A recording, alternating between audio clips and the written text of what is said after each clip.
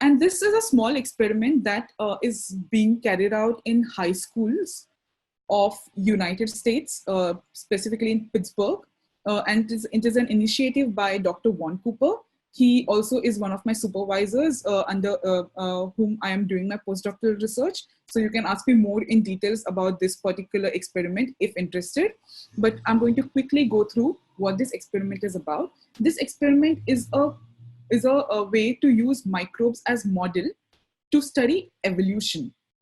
Now, evolution is where how you evolve from your ancestors, right? But why microbes are very useful in studying questions about evolution is they grow faster. A microbial cell can divide in 20 minutes. Sometimes, depending on species, they can take a day to divide, but this is still faster than what we as organisms do. So they can grow faster, they can form large population sizes in a confined place, and therefore they are easy to handle. The best other quality of microbes is that they can be frozen and thus can be revived again.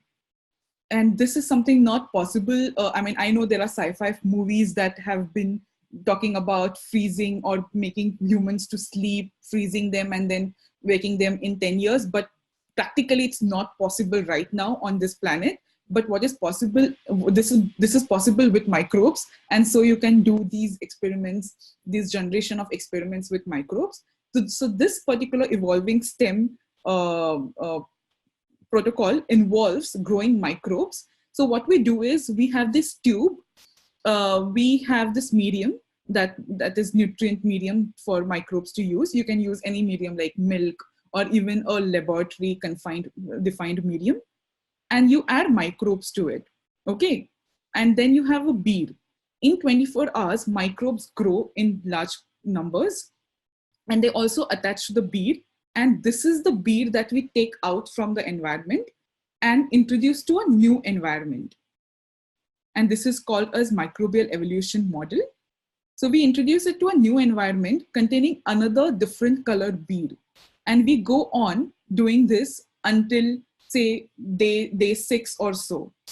So from day 1 to day 6, you already have like around 60 generations, like, approximately counting 6 generations per day. You have 60 generations just in a week. And just imagine, this is your ancestor population, right? You can freeze it, and you can also freeze your day 6 population. And then you can revive it on a particular day and see what is the difference between these two.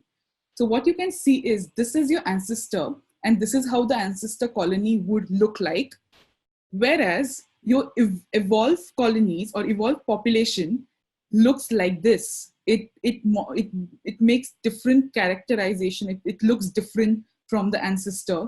And this is nothing but a diversification, something that actually happened is actually happening throughout the years on this planet. You diversify into new species.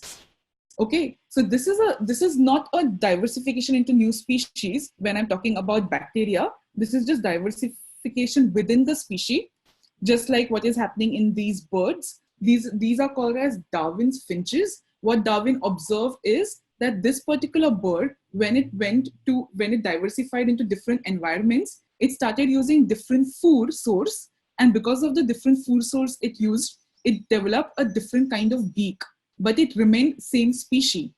So this is called as diversification, and this is what we see in microbes. And diversification is an important step for studying evolution. And observing diversification in a week time in a classroom is a very unique concept. And I think if people are interested, they can do this in a large set. And if you have any questions, you can ask me.